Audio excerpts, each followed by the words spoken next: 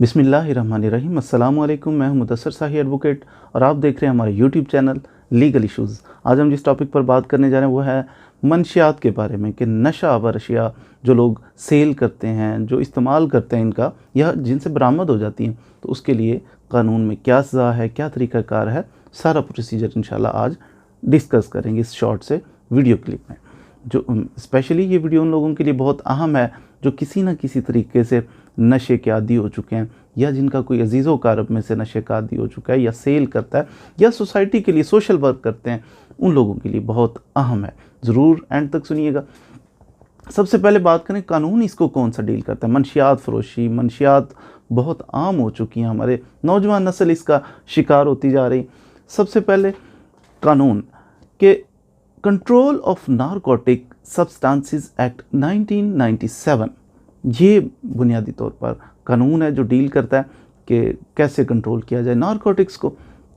इसका सेक्शन 5 अगर मुलाहिज़ा फरमाएं तो इसके अंदर लिखा हुआ है कि अगर कोई बंदा मंशियात को ग्रो करता है, उसकी प्लांटेशन करता है, पौधे लगाता है, ऐसे बंदे को जुर्माना भी हो सकता है और सज़ा भी हो सकती है। 7 साल तक कैद की सज़ा हो सकती है, 7 उसको या जुर्माना हो सकता है।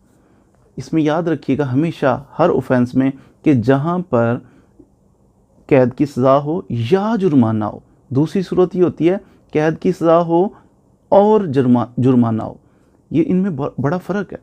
जहाँ पर किसी केस में कैद की सज़ा है या जुर्माना है, वहाँ पर कोर्ट लीनियंट व्यू लेती है ज़मानत देते वक्त।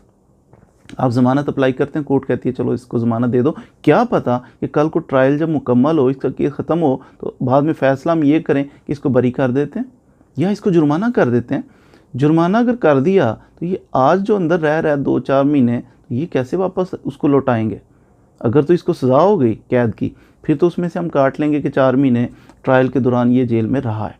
लेकिन अगर ये बाद में जुर्माना हो गया इसको, तो फिर वो 2-4 महीने उसको वापस किए नहीं जा सकते। लीनियंट व्यू लेते हैं और ज़मानत ले लेते हैं ऐसे केसेस में जिनमें ये सज़ा हो कि या कैद की सज़ा होगी या जुर्माना होगा। ठीक है, अच्छा आगे चलें जी। इसका सेक्शन 9 सबसे अहम है। Control of narcotic substances act 1997 का सेक्शन 9 सबसे अहम है। उसी का अदालतों में ज़्यादातर पेश होते हैं, लोग पकड़े जाते हैं और ज़मानत करवानी पड़ती है, ट्रायल करवाना पड़ता है। 9C के अंदर भी कैटेगराइज किया गया। कहते हैं कि अगर किसी बंदे से भांग बरामद हो, पोस्त बरामद हो, अफ्यून बरामद हो, चरस बरामद हो या हेरोइन बरामद हो, मंशियात की चीज़ें कोई भी बरामद हो रही हैं ऐसी, तो उस बंदे को पकड़ा जाएगा, FIR दी जाएगी। अगर तो इन मंशियात की क्वांटिटी 100 ग्राम से कम हो, 100 ग्राम से नीचे हो, तो ऐसे बंदे को 9A लग जाएगा। 9A। अगर 100 ग्राम से ज़्यादा बरामद हो गई है लेकिन 1 किलोग्राम से कम है, फिर इसको 9B लग जाएगा इस पर।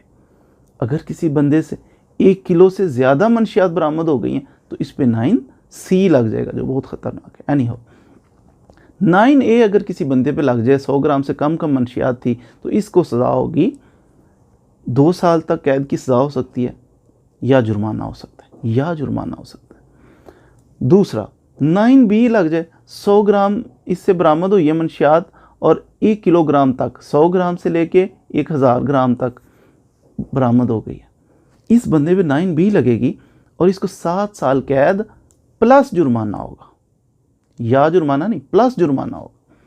7 साल तक कैद हो सकती है और इसको जुर्माना हो सकता है।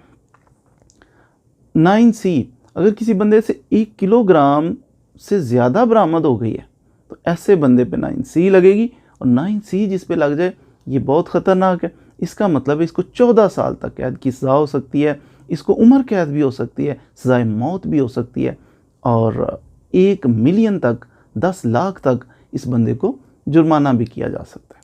ये था 9A, 9B और 9C का फ़र्क। 100 ग्राम तक, 1000 ग्राम तक, 1000 ग्राम से ऊपर।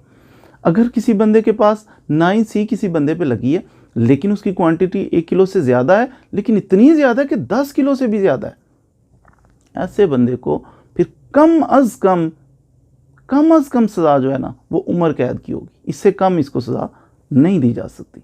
इसी तरह आगे आगे हम फर्दर इसको कैटेगराइज करेंगे, इसकी डिटेल्स बताएंगे। अगर कोई बंदा वो मंशियात का कारोबार कर रहा है, उसने मशीनें लगाई हुई हैं, कारखाना बनाया हुआ है, 25 साल तक सज़ा हो सकती है। कम से कम सज़ा जो है कारखाना लगाने वाला, उसको तैयार करने वाला, उसको कम से कम सज़ा 10 साल तक होगी। 7-10 लाख रुपए तक जुर्माना भी हो सकता है। इसी तरह अगर कोई बंदा असासा जात बड़ी तरक्की कर रहा है और बाद में पता चला काम मंशियात का करता था, मंशियात बेचता था, तो बड़ा हीरोइन बेच बेच के अमीर होता चला जा रहा है। ऐसा बंदा जो बहुत सारे असासा जात इस काम से बनाता है, उसको भी सज़ा होगी। 14 साल तक उसको सज़ा कैद की दी जा सकती है। कम से कम 5 साल तक उसको सज़ा होगी और साथ उसको जुर्माना होगा। कितना? जितने असासे उसने बनाए हुए थे, साथ उसके सारे असासे जब्त कर लिए जाएंगे, ये जो असासा जात बनाते हैं। इसी तरह अगर कोई बंदा, जब ये इसको फ़ाइन वगैरह करना है ना, मंशियात के केसेस में देखा ये जाएगा कि ये क्वालिटी कितनी है, क्वांटिटी कितनी है। क्वालिटी का म्यार उसका देख के फिर उसको फ़ाइन किया जाएगा। मसलन अगर हीरोइन है उसका और फ़ाइन होगा, चरस है उसका और फ़ाइन होगा। अगर कोई पुलिस ऑफिसर किसी को, पुलिस के पास इख्तियारात हैं कि सब इंस्पेक्टर लेवल का बंदा वो सर्च कर सकता है, अगर उसे इंफॉर्मेशन मिले कि फ़लाँ जगह पर ये कारोबार हो रहा है, फ़लाँ जगह पर ये प्रिजर्व की हुई है इन्होंने फ़लाँ मंशियात, सर्च कर सकते हैं, एंटर हो सकते हैं, तलाशी ले सकते हैं, अरेस्ट कर सकते हैं। लेकिन अगर ये नाजायज़ बिला वजह ही इसने सर्च कर लिया और अरेस्ट कर लिया, वजह कोई नहीं बयान कर सकता पुलिस ऑफिसर, ऐसे पुलिस ऑफिसर को 3 साल तक कैद की सज़ा हो सकती है और साथ 25,000 रुपये तक जुर्माना भी हो सकता है, जो जानबूझकर किसी को तंग करने के लिए ये अपने इख्तियारात इस्तेमाल करता है। और केसेस की बात करें तो अगर तो ये 2 साल तक इसकी सज़ा है, ऐसा ऑफेंस किसी ने किया है, स्पेशल मजिस्ट्रेट की अदालत में जाएंगे, वो इसको डील करेगा। अगर 2 साल से ज़्यादा है तो कोई लिमिट ही नहीं है उसकी। वो स्पेशल हमारे जज होते हैं नारकोटिक्स के, ये एडिशनल सेशन जज या सेशन जज लेवल के होते हैं, स्पेशल जजेस, वो सुनते हैं नारकोटिक्स के केसेस को। तो इनकी कोई लिमिट नहीं है, ये जहाँ तक ज़्यादा से ज़्यादा सज़ा भी हो तो ये सुन सकते हैं उन केसेस को। इस पर एक केस ला है, वो 9A, 9B, 9C, उसकी मैंने सज़ाएँ आपको बताई।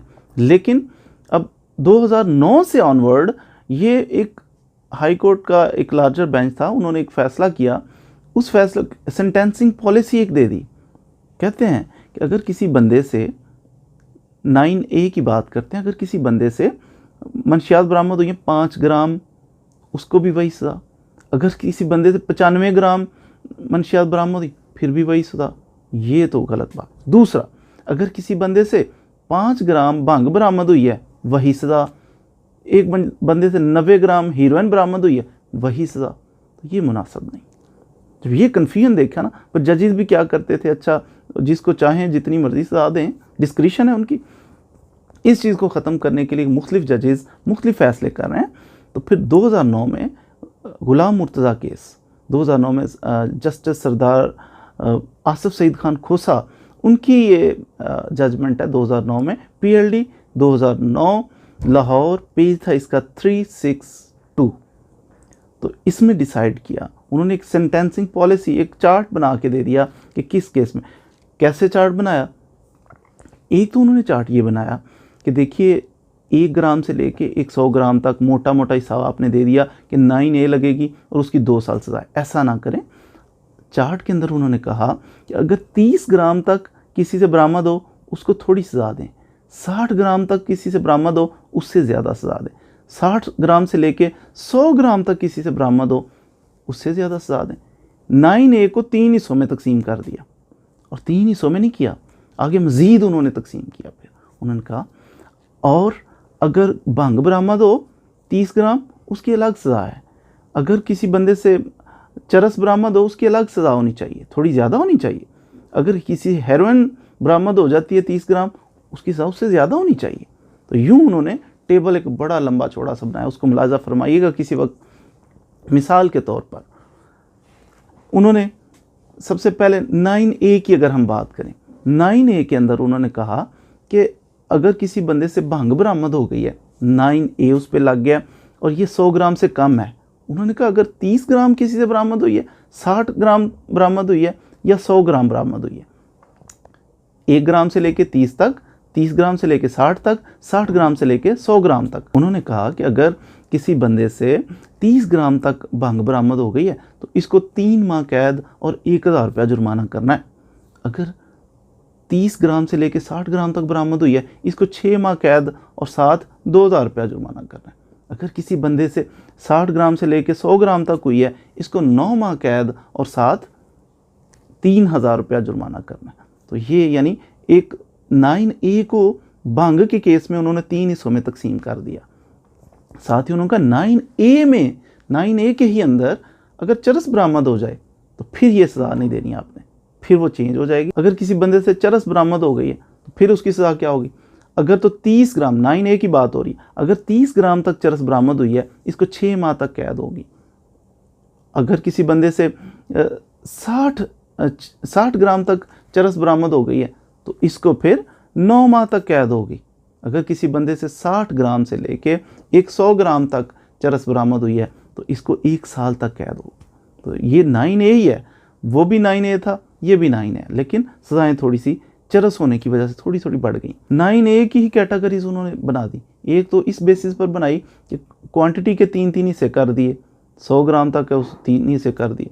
इसी तरह अगर क्वालिटी यानी अगर भंग है उसकी लेसर पनिशमेंट कर दी, यूँ बढ़। तो ये सेंटेंसिंग पॉलिसी दे दी कि इसके मुताबिक आपने सज़ाएँ देनी। इसको ज़रूर मुलाज़ा फरमाइएगा, पढ़िएगा अपने नॉलेज के लिए। ये फिक्स कर दी कि इतनी इतनी सज़ाएँ मिलेंगी। इसमें रिलक्टेंस थोड़ी सी शो करती हैं, कोर्ट्स कहती हैं कि किसी नाजायज़ मुकदमा ना बने, नाजायज़ ना पकड़ा जाए, तो उसके लिए बेनिफिट ऑफ डाउट अक्सर दिया जाता है। ज़मानत के टाइम पर भी और फाइनल डिसीजन के टाइम पर भी बेनिफिट ऑफ डाउट जो है मुल्ज़मान को दिया जाता है। मसलन अगर कि बड़ा रश वाली बाज़ार था, बाज़ार के अंदर उसकी शॉप में से हमने रिकवर कर, तो फिर बाज़ दफ़ा हमने सुना है कि कहते हैं कि बाज़ार में से, उसकी शॉप में से अगर आप उठाई थी तो बाज़ार में तो बहुत रश होता है, इंडिपेंडेंट विटनेस, प्राइवेट विटनेस क्यों नहीं आपने डाले कि जिनकी मौजूदगी में रिकवर की, कि कहीं आपने नाजायज़ तो नहीं कहीं और से पकड़ के तो उस पर डाल रहे हो थाने में, तो आप गए ही नहीं थे उधर से, बरामद ही नहीं हुई, तो बेनिफिट ऑफ डाउट दिया जाता है। फिर जब ये रिकवर की जाती है ना मंशियात, इसका सैंपल लेके तो लेबॉर्ट्री में भेजा जाता है। तो इसमें भी बाज़ दफ़ा आ जाता है कि अगर आप कहते हो कि 10 पैकेट से 10 पैकेट्स में से अलग अलग नमूना लेके लेबॉर्ट्री में भेजना था, फिर उसका रिज़ल्ट आता। आपने सिर्फ एक में से भेजा है, बाकी क्या पता वो लेबॉर्ट्री में गया ही नहीं, वो मंशियात हैं भी कि नहीं, इस पर भी बेल हो जाती है बाज़ दफ़ा। यानी हो हमारा मकसद जो है वो ये अर्ज़ करना है कि मंशियात पे कौन कौन सी कैसी कैसी सज़ाएँ हो सकती हैं। तो इससे ज़्यादा ज़रूरी क्या चीज़ है? एजुकेशन, कि अल्लाह ताला हमें हिदायत दे दे, हम ऐसा काम ही ना करें, मंशियात फरोशी का काम छोड़ दें। बहुत जहर है, फैलाते जा रहे हैं, अपनी नेशन को तबाह कर रहे हैं। जो लोग बिलखुसूस मंशियात फरोशी का कारोबार कर रहे हैं उनको चाहिए कि बाज आ जाएं, खुदा का खौफ खाएं। उसकी रीज़न ये है कि भाई अपने ही मुल्क को तबाह कर रहे हो ना चंद पैसों की खातिर। ऐसा बेज़मीर नहीं हो जाना चाहिए। किसी के बेटे को हीरोइन पे लगा देते हैं तो बेहिस्सा कोई बंदा, यानी इसमें ज़मीर नहीं है, इसमें ईमान नहीं है कि दूसरों को हीरोइन पे लगा रहा है, तबाह कर रहा है अपने मुआशरे को। ये और जो मंशियात के आदी हैं, मंशियात पीते हैं, वो भी खुदा का खौफ करें, वो भी बाज आ जाएं। और बेचने वाले ये वहम कभी ना करना कि मैं मंशियात बेचता हूँ तो मेरा रोज़गार चल रहा है, पैसा आ रहा है। नहीं, जब तुम अल्लाह की नाफरमानी कर रहे हो, अल्लाह को नाराज़ करने वाला काम कर रहे हो, अल्लाह ताला फिर तुम्हें रिस्क दे रहा है, तो क्या जब बुराई को छोड़ोगे, अल्लाह की फरमाबरदारी में आ जाओगे, तो अल्लाह ताला की ज़ात तुम्हें रिस्क नहीं देगी? देगी, यकीनन देगी। तो रिस्क के बारे में ना कभी परेशान होना कि रिस्क अगर मैंने मंशियात फरोशी छोड़ दी तो रिस्क कहाँ से आएगा। अल्लाह ताला की ज़ात ने मुअय्यन किया, मुकर्रर किया हुआ है कि इतना रिस्क इसको मिलना है, वो कंज्यूम करना है आपने, वो खा के जाओगे दुनिया से, वो हराम करके खा लो या हलाल। मंशियात से तौबा करनी चाहिए, यूज़ भी नहीं करनी चाहिए। एक सहाबी रसूल सल्लल्लाहु अलैहि वसल्लम थे, उर्वा बिन ज़ुबैर रज़ी अल्लाह ताला अन्हु। आपको पाँव पे ज़ख़म आया और ज़ख़म ख़राब हो गया, आपका पाँव गलना शुरू हो गया। हकीम आया, उसने कहा हुज़ूर ये काटना पड़ेगा। कहते हैं काट दें। कहते हैं आप ऐसा करें, कुछ नशा आवर चीज़ खा लें ताकि गुनूदगी छा जाए और आपको महसूस ना हो, दर्द ज़्यादा महसूस ना हो, तो फिर मैं काट देता हूँ। उन्होंने कहा कैसे हो सकता है कि मैं नशा आवर चीज़ खा लूँ? ईमान और नशा ये एक जिस्म में जमा नहीं रह सकते। मैं तो नहीं यूज़ करूँगा नशा। मैं ऐसा करता हूँ, मैं नमाज पढ़ता हूँ, मैं नमाज शुरू करता हूँ, आप काट दो, मुझे कुछ नहीं होगा। तो नमाज शुरू कर दी, नमाज शुरू की तो उन्होंने, हकीम साहब ने पैर काट दिया। जब नमाज से फारिग हुए तो पूछा काट दिया? कहते हाँ। कहते मुझे तो एहसास भी नहीं हुआ, पता भी नहीं चला। और अपने पाँव की तरफ देख के कहा, या अल्लाह, मैं कभी भी इस पाँव से तेरी नाफरमानी के कामों में नहीं चला। तो ये यानी मंशियात से उनको क्या कहा जा रहा है कि एमरजेंसी में यूज़ करने। वो कहते हैं नहीं, और राहत और चीज़ों में भी तो है, लेकिन आप ट्राई करके देखें। दुरूद पाक पढ़ने में राहत है, नबी अकरम सल्लल्लाहु अलैहि वसल्लम से मोहब्बत करने में राहत है, अल्लाह ताला का जिक्र करने में राहत है। ये कौन सी राहत है कि जुल्म हो रहा है सोसाइटी में, ये हो रहा है वो, तो मैं सूटा लगा लूँ? ये तो कोई इलाज ना हुआ। सूटा लगाने से बड़ा आसान है, एक जगह बैठ के सूटा लगा लिया। भैया आप जहाद करो ना, खड़े हो जाओ उस जुल्म के ख़िलाफ़, एफर्ट्स करो। ये क्या हुआ कि जनाब पकड़ के तो जनाब थोड़ा सा हीरोइन पी ली, थोड़ा चरस पी के सुकून ले रहा हूँ।